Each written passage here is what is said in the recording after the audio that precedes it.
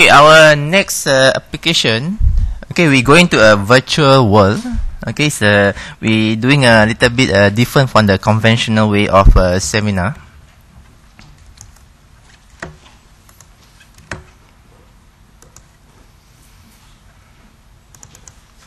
Okay, before I introduce our speakers, our virtual speakers, okay, I briefly go through the software.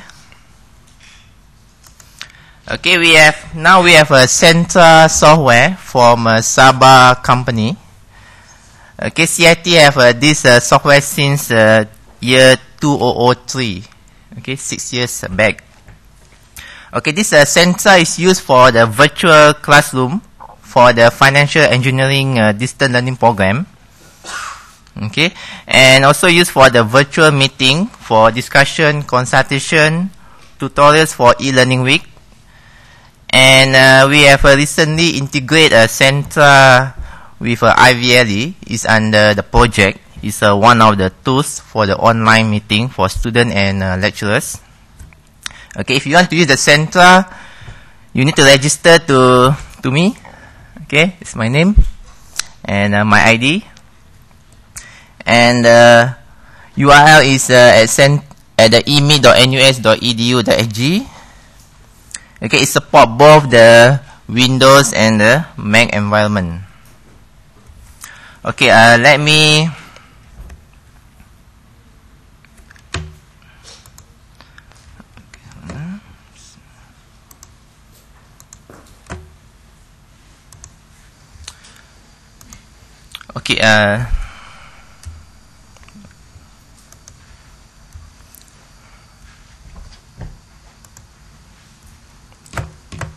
just for a while.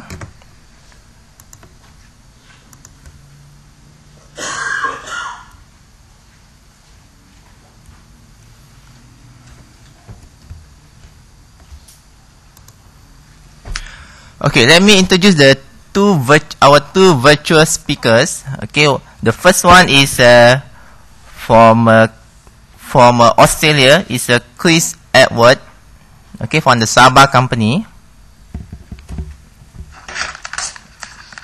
Sorry, they can't hear me. Okay, let me introduce to our two main speakers. The first is Chris Ewan from Saba company. He's located right now in Australia. Okay, the second one is from our local company, Pantropic, is Clifford. Okay. Hi, Chris. Can you hear me? Sharon, yes I can. I can hear you loud and clear coming in here from Sydney. This one.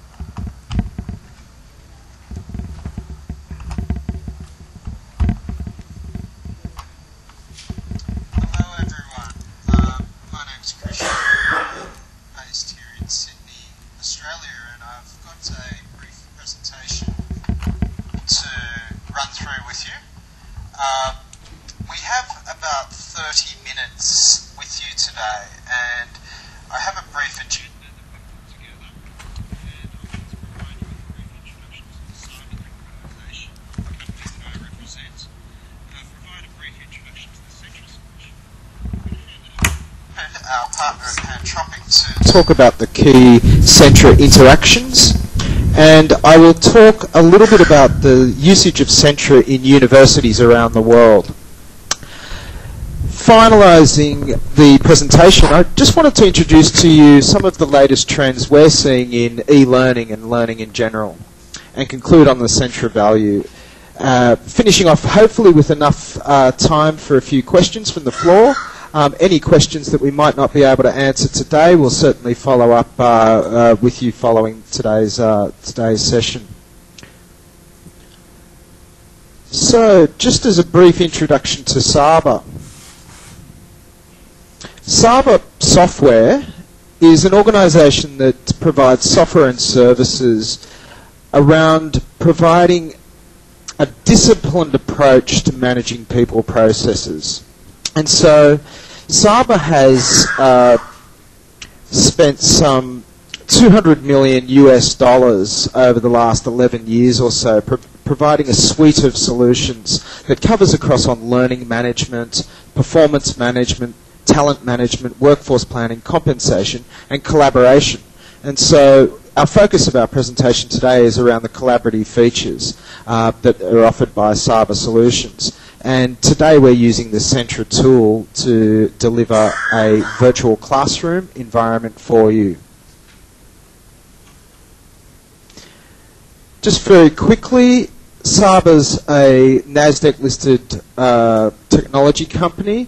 Our headquarters are out of Redwood Shores in North America. As you can see, we've got a global presence, and we have our Asia-Pacific head offices here in Sydney, Australia. We also have a representative office in Singapore with our partners Pantropic as our local representatives there. You'll see that also we have some 1,300 customers and we're deployed in over 150 countries. The 17 million users that you see here, these are active users of our software globally today. So just a brief introduction to Centra. So what is Centra? What is this tool that we're using now? Centra has been around for around 12 years. It's a company that we acquired some 3 years ago, and we've incorporated the Centra product into our solution offerings. So what Centra does is, as we're experiencing right now, is it facilitates and automates live online learning. So at the moment we're using Internet Protocol or IP-based video conferencing, and a voice-over Internet Protocol as well. So my voice is travelling through the Internet. Now, one of the compelling things about Centra is a tool for an academic organisation such as yours, is that this session is currently being recorded, and we're able to then edit these recordings. So as part of a curriculum, you may look at using Centra to offer a blended program, record the session, edit it, and supply it to your students moving forward. There's two principal experiences of Centra, one being related more around a meeting format, the Centra e-meeting tool, where a number of people can meet in a virtual environment and exchange information and collaborate.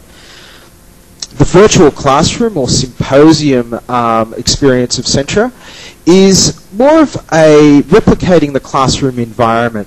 So Centra is well recognised as one of the world's leading virtual classroom technologies. And as you can see, the LMS there relates to the learning management system. So Centra can plug into your existing learning management system and provide the capability for students to be able to access virtual classes as well as traditional schedules for instructor-led type training. So as we're experiencing now, I'm actually taking you through a PowerPoint slide, and Centra provides you with a framework in which you can deliver multiple forms of media. And so I'm able to build my lesson plan. Down the left-hand side here, you'll see that I've been clicking through what we call the agenda, and you can embed different file types through that agenda. And so Clifford will talk more about that as I hand over to him in a moment. I mentioned the capability to integrate or couple Centra with a learning platform, and of course with the Saba learning management system, Centra plugs in immediately, but we also plug into a multitude of other learning management systems. So at this point, I'd like to hand over to Clifford, and Clifford will take us through some of the key interactions in the Centra product. Hi everyone. Thanks a lot, Chris, for the intro. Yeah, I'll try and cover the major features for interacting in the Centra environment. As Shaden mentioned, I work for Pantropic, the local distributor for Centra, and we've been working with NUS since about 2004. So for some of you, this is actually going to be old hat. You'll have seen Centra before, but for some of you, this will be brand new. Basically, one of the key strengths of Centra is the simplicity. The user interface that you're seeing on screen now is all icon-based. If a lecturer wants to invoke a certain feature, they just click on the icon. So they can click on a survey or a whiteboard or text chat icon just by clicking on these icons that I'm highlighting now with the laser pointer. The student, on the other hand, has a very simplified user interface. They only have probably the first 5 or 6 of these icons, as you can see on your screen, and that allows you to do things like raise your hand if you want to ask a question, or you can click on the yes or no key, as I'm doing now. So if the teacher asks a question like, okay, who has done their homework? And you have 100 people in class, you don't all have to answer one at a time, yes, no, over the microphone. You can say, if you've done your homework, click on the green check mark. If you've not done your homework, click on the red X, that kind of thing. You can also step out of class. If you need to go grab a coffee or something, you can click on the step out key, and that indicates that you're not currently sitting at your computer. So it's quite easy to learn. Probably the average person in 10-15 minutes can pick up how to interact in this environment. As Chris mentioned earlier, we are using a voice over internet protocol, so we're not using the telephones. There's no long distance charges or telephone costs. We actually have a very, very high quality audio codec, so I should be coming through very clearly to you. You can even change the quality of the codec if you want. So if you have more bandwidth available to you, you can actually choose a higher codec and get even higher quality audio if you choose to. There are numerous video options as well. We do allow up to 4 simultaneous streaming videos. So currently you're seeing one video of the speaker, that's myself, but we can also show the video of the students as well. So if the student has a webcam on their PC, you can see them. You can also set it to auto-switching so that whoever's currently speaking, their video is the one that's being shown. On the video topic, you can even include pre-made videos into your learning plan. So if you want to include a WMV file or a movie clip, you can do that as well. And I'll show you an example of what that looks like. And he's picked out a landing spot that is a good 25 feet above the hull. There's a good chance he doesn't get this inside the Marco's ball.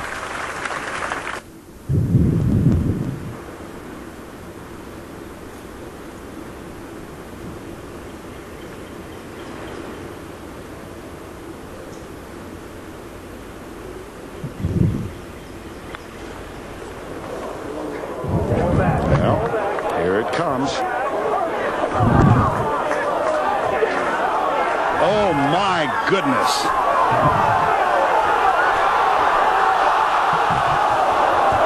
Oh, wow!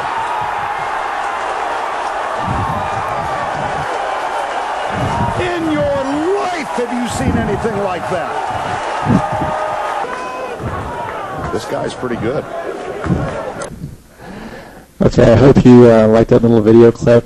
That's an example of a pre-cached video that we can actually pre-cache on the end user's PC before class starts. So if you have a large amount of content you want to send to your students before class starts and you're worried about the bandwidth, you can actually pre-cache that content on their PCs ahead of time. We also have something called moderated text chat. So I think you're all familiar with text chat.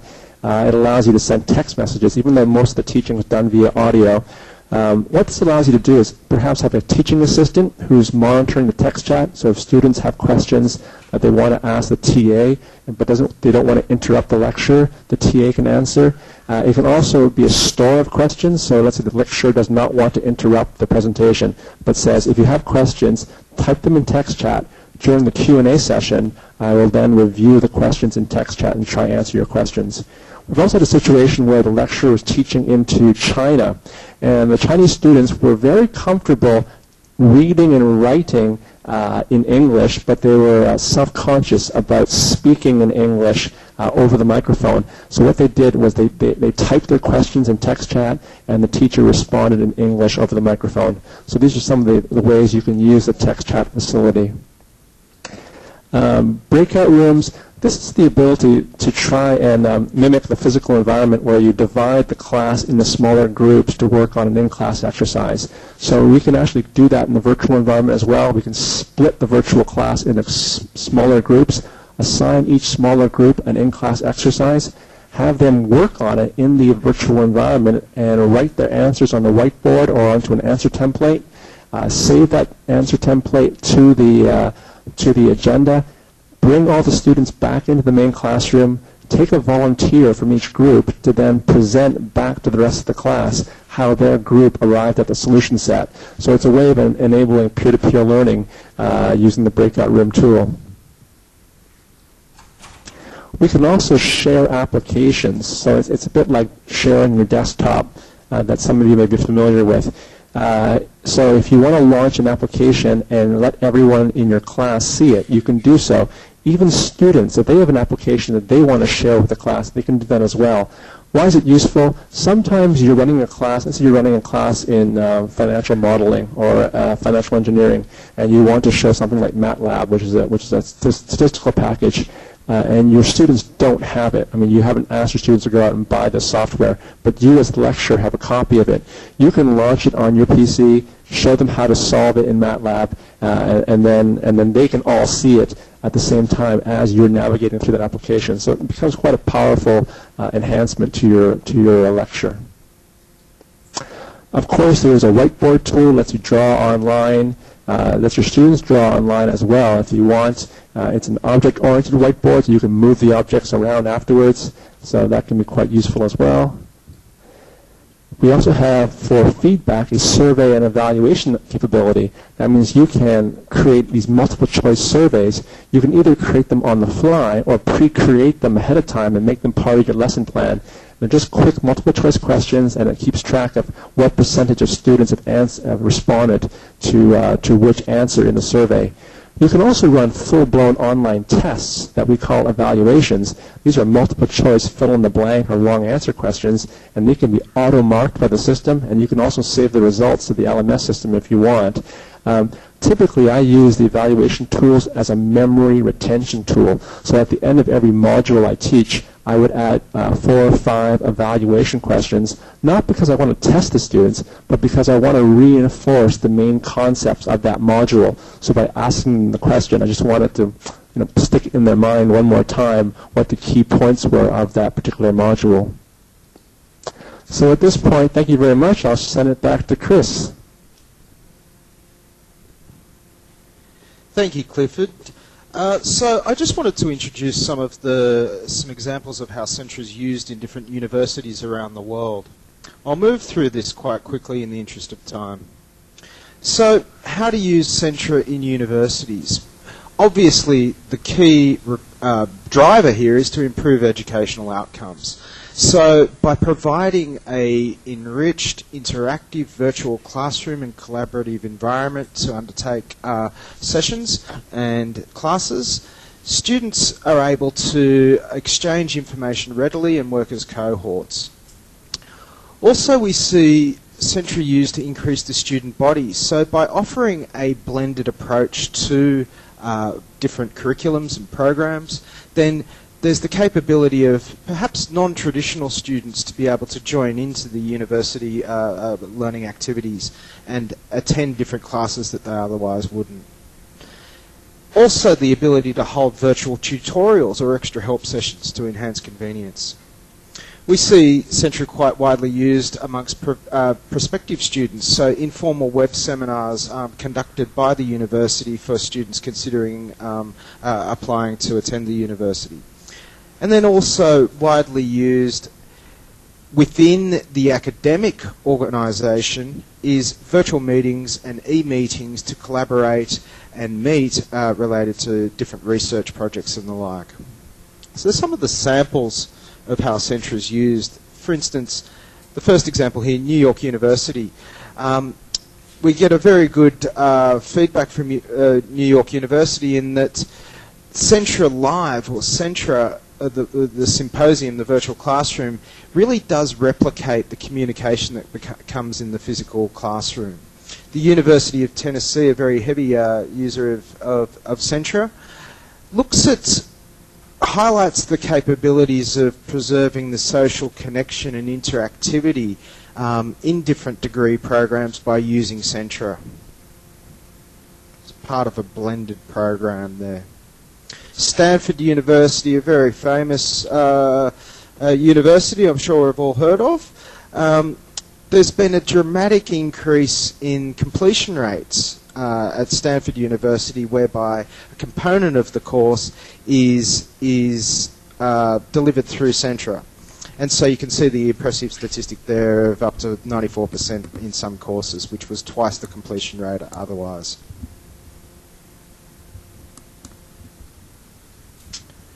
Bentley University. Now this is an American university which has developed what they term the hybrid designation type course. So these are graduate level courses that provide students with a choice on how they would attend the actual program. East Carolina University, again highlighting the capability to create a community of learners with Centra.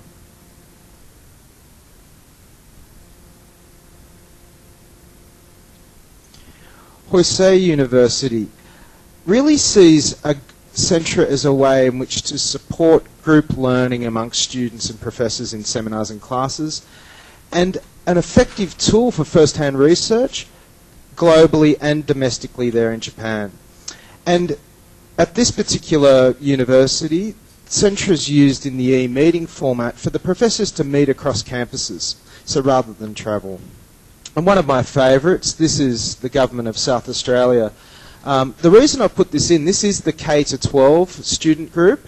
The reason I put this in is because it really does highlight the simplicity of the usage of Centra and how easy it is for people to pick it up. So the K-12 student group in South Australia, which is an area that covers approximately 1 million square kilometres. So it's bigger than the state of Texas, for instance, in the United States. So there's a significant educational challenge in getting students in these remote areas into obviously a physical classroom. And so Centra is used to deliver to students on remote properties and the like. So the interesting thing with this example is that students as young as 6 years old are using Centra.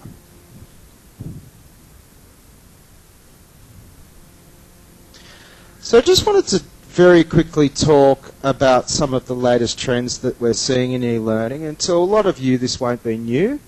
Obviously we've seen a real evolution in learning from a very formal and structured approach to something that's looking far less structured and informal in nature. We've seen a shift in the way in which we interact with the internet. So some of you may have heard of the term Web 2. So the basic premise of Web 2 is that a user themselves can contribute content to a network. And so you see such sites as YouTube where people upload different videos and the like, blogging, people write about their experiences. And even LinkedIn, the professional relationship site, whereby people have a profile and they can interact with peers through its degrees of separation as such. And so we've seen a shift in the way in which people interact and learn and access content over the internet.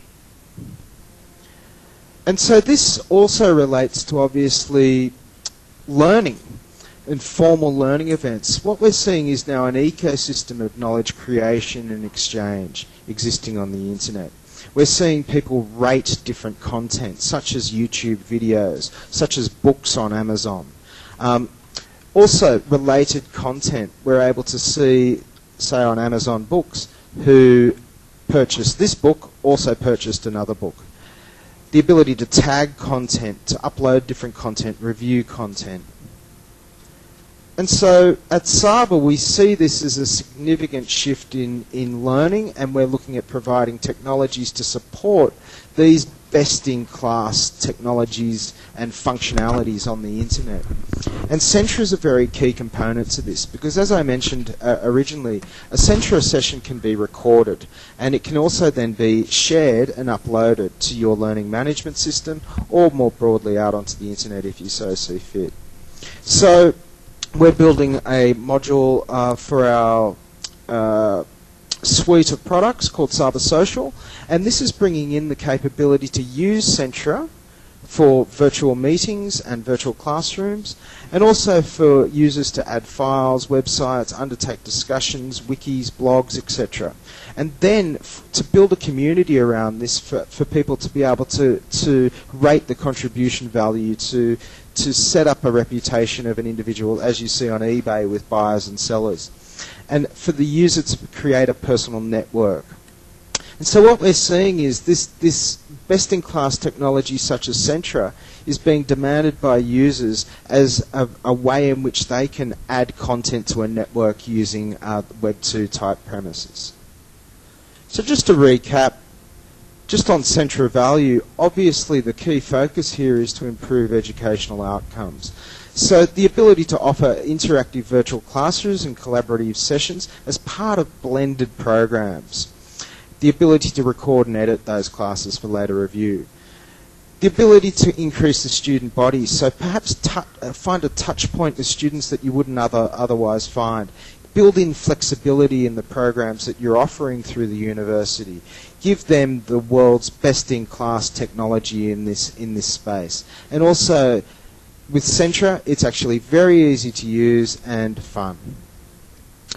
There's also the option from a commercial perspective to look at using Centra for prospective students, and amongst the academic group or even the administrative groups to use Centra as a tool to collaborate and meet in a virtual environment. So that's all we had for you today as way of a formal presentation, and perhaps I could just hand back to you, Sharon, and see if there's any questions for Clifford and myself from the floor. Okay, thank you, Chris. Okay, I now open to the floor. If there's any question that you want to raise to the speakers. I know the food is waiting for you outside. Okay. Or maybe later during the break you can ask me some question. Okay, thank you.